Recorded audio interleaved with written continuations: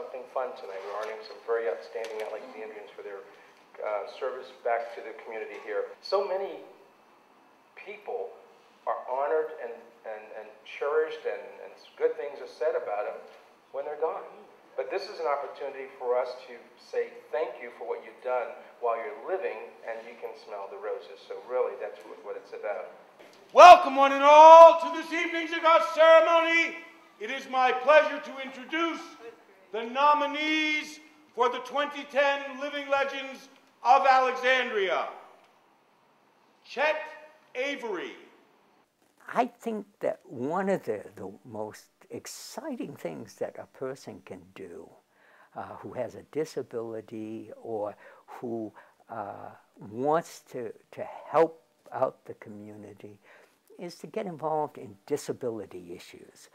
This city likes ideas, it likes people involved. Access is a continuing issue. There are exciting things to be done. People view them as being very worthwhile. Today's solution might be a barrier to tomorrow. Alice Merrill and Linda Odell. We're here in the Art League Annex on the corner of Duke and Union Street. It's an old warehouse with lots of character, and this is where our Soho Space of Her Own mentoring program meets. She had an idea about a trading spaces sort of concept, and the more we talked about it, the more excited we got about it, and it was just explosive. It was really a very exciting idea of combining a mentoring program with an artistic projects and artistic activities.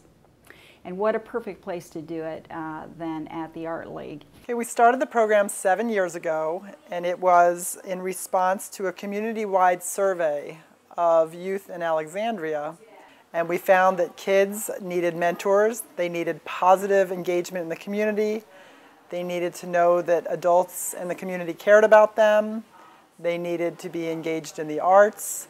So we developed this program to address all of those needs in an effort to prevent juvenile crime and prevent teen pregnancy, promote high school graduation, and it seems to be working, which is really exciting. That combination of art and mentoring has been very successful, hugely successful. Nelson Green Sr. I really think I made a hit. Somewhere down the line, I made a hit. And I was very, very welcomed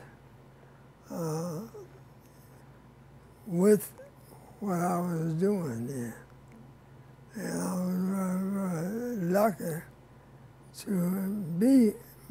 make a hit in the right direction. I was doing things differently.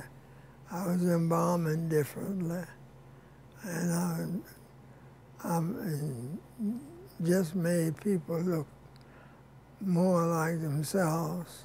I just did the things that I thought I should do. Rosalind Bovey.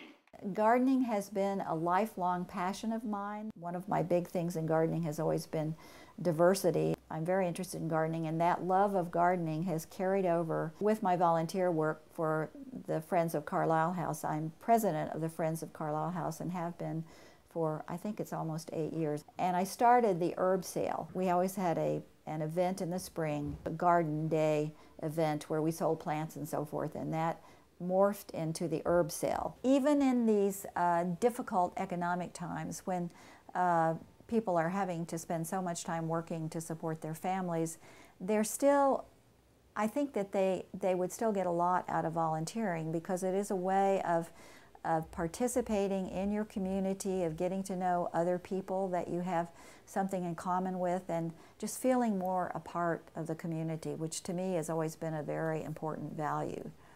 V. Roger DiGilio.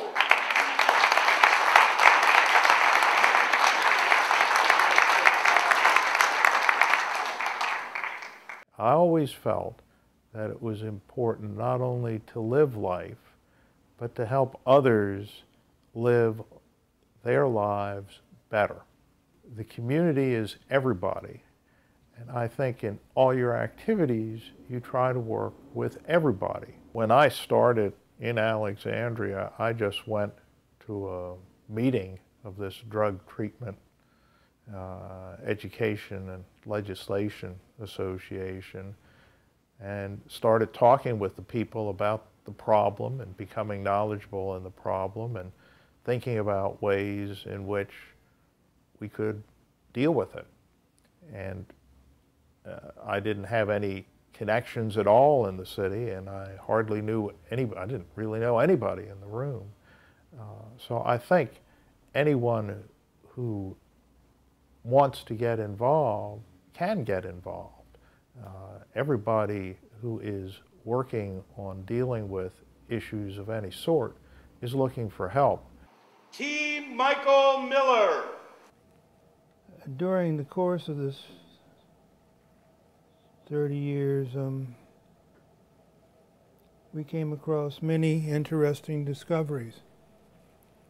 Many times to ferret out additional information on these large number of properties. The largest number of federal and Georgian property in the United States, and people just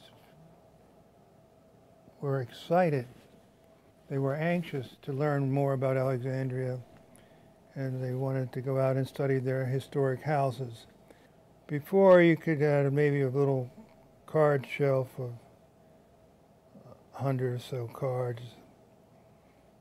But I realized that we would never get a handle on what was happening here until we unearthed as much as we could about the archival resources as well as the artifacts themselves. For years, literally, I would work on my card piles, and they just ran all over my house like a slinky. John Porter. People ask me what was the most rewarding part of my career. I look back at what I kind of very roughly estimate to be about 20,000 kids that I've had contact with in one fashion or the other over that period of time. My biggest reward is knowing that in many, not all, but in many of those cases, I made some sort of impact in somebody else's life. So I've been very, very lucky to have had the opportunity to play a role, small in many ways, but play a role in the lives of other people, which brought me to act for Alexandria. Alexandria is a very caring community. Alexandria is a very giving community, and one that really, truly wishes to help others that may not be as fortunate. And it's wonderful to be a part of this community and be able to continue to work in that vein and work with people. Joan and John Renner. We do what we do because we enjoy working with the community and giving back to Alexandria. The thing that has been the most fun is working with the Rotary Club of Alexandria and our Alexandria Rotary Foundation in putting on Taste for Giving. It's something that we do that really helps the community, but it's totally fun. Everyone in our club has a part.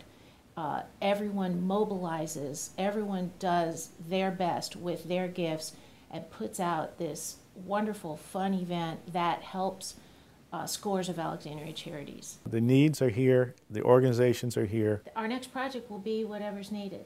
It's a good team. Everybody tells us that we're a good fit in terms of getting things done. I can be the front man sometimes, and she takes care of all the details.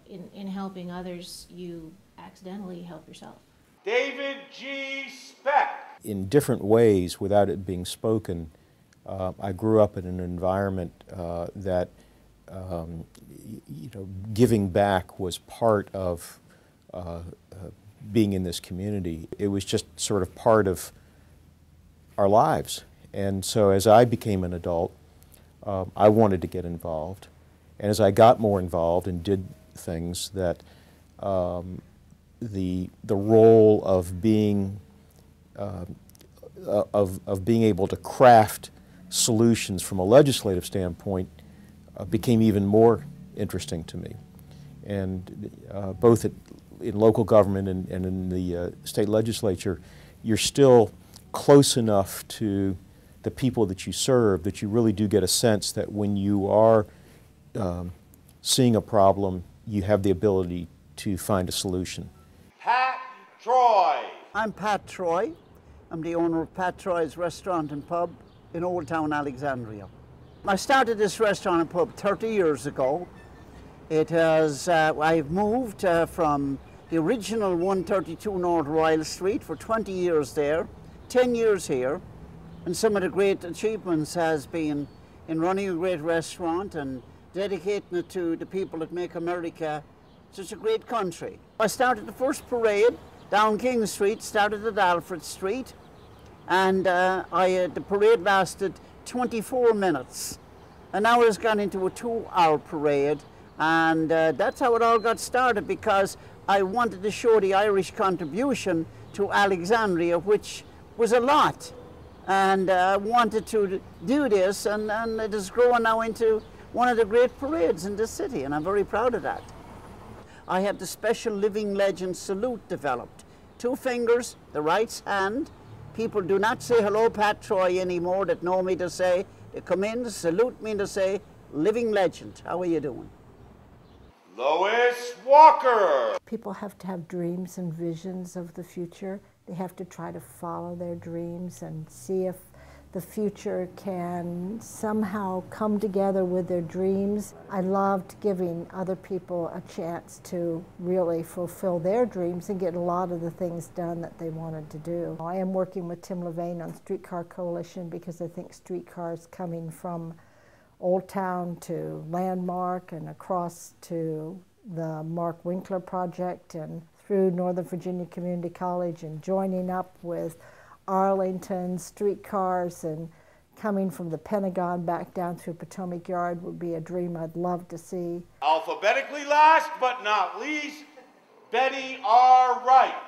My husband and I established a foundation, the Frank and Betty Wright Foundation, with the idea that we could use the funds in the foundation to do good works for people who needed things in the city of Alexandria.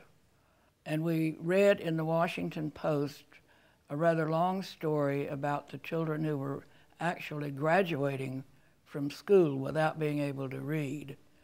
And we decided that that might be an area in which we could help. We're giving the gift of literacy. And as a living legend, I will only continue doing what I have been doing over the years, but I hope to do it better since I now realize that some people might be watching.